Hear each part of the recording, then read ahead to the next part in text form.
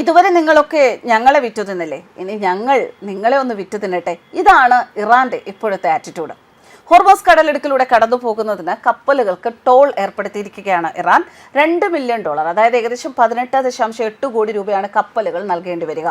Parliament ദേശീയ സുരക്ഷാ കമ്മിറ്റിയിലെ അംഗമായ അലാദീൻ ബോറുജേഡിയാണ് ഇക്കാര്യം അറിയിച്ചത്. പതിറ്റാണ്ടുകൾക്ക് ശേഷം ഹോർമോസ് കടലിടുക്കിൽ ഒരു പുതിയ പരമാധികാര ഭരണകൂടത്തെ പ്രതിഫലിപ്പിക്കുന്നതാണ് ഈ നീക്കമെന്ന് ബോറുജേഡി പറയുന്നു. കടലിടുക്ക് കടക്കുന്ന ചില കപ്പലുകളിൽ നിന്ന് $2 മില്യൺ ഗതാഗത ഫീസായി ഈടാക്കുന്നത്. ഇത് ഇറാന്റെ ശക്തിയെ പ്രതിഫലിപ്പിക്കുന്നു. യുദ്ധത്തിന് ചിലവുകളുണ്ട്, സ്വാഭാവികമായും പണം ഈടാക്കേണ്ടതുണ്ട് എന്നും അദ്ദേഹം വ്യക്തമാക്കുന്നു. ഹോർമോസ് കടലിടുക്ക് തുറന്നില്ലെങ്കിൽ ഇറാനിലെ പവർ പ്ലാന്റുകളെ നശിപ്പിക്കുമെന്ന് US പ്രസിഡന്റ് ഡൊണാൾഡ് ട്രംപിന്റെ മുന്നറിയിപ്പ് വന്നതിന് പിന്നാലെയാണ് ഈ പുതിയ നീക്കം. ഹോർമോസ് പൂർണ്ണമായി അടയ്ക്കും എന്നായിരുന്നു ട്രംപിന്റെ ഭീഷണിക്ക് ഇറാന്റെ മറുപടി. പശ്ചിമേഷ്യയിൽ US-മായി ബന്ധമുള്ള ഊർജ്ജ കേന്ദ്രങ്ങളും തകർക്കുമെന്നും മേഖലയിലെ ജലശുദ്ധീകരണശാലകൾ ആക്രമിക്കാൻ മടിക്കില്ല എന്നും ഇറാൻ പ്രതികരിച്ചിരുന്നു.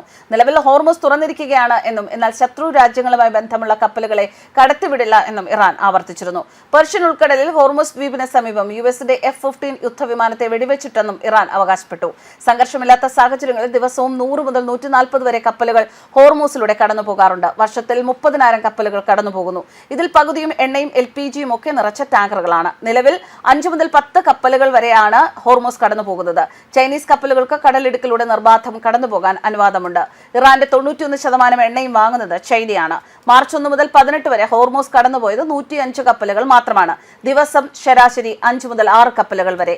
ഇവയെല്ലാം ക്രൂഡ്, LPG, LNG പോലുള്ള ഇന്ധനങ്ങൾ അടങ്ങിയ ടാങ്കറുകളായിരുന്നു. ഇന്ത്യയുടെ 2 കപ്പലുകളാണ് ഈ കാലയളവിൽ ഹോർമോസ് കടന്നു പോകുന്നത്. ടാങ്കറുകളല്ലാത്ത കപ്പലുകളുടെ കടന്നുപോക്ക് ഏതാണ്ട് ഇല്ലാതായിട്ടുണ്ട് എന്നാണ് കപ്പൽ ഗതാഗതം നിരീക്ഷിക്കുന്ന വെബ്സൈറ്റുകൾ പറയുന്നത്. ഇറാൻ പാർലമെന്റിൽ അതേസമയം അടച്ചിട്ട ചർച്ചകൾ നടക്കുന്നു. യുദ്ധകാല സ്ഥിതിഗതികൾ ആയതിനാലാണ് മാധ്യമങ്ങളെ അടക്കം ഒഴിവാക്കി പാർലമെന്റ് ചേർന്നത്.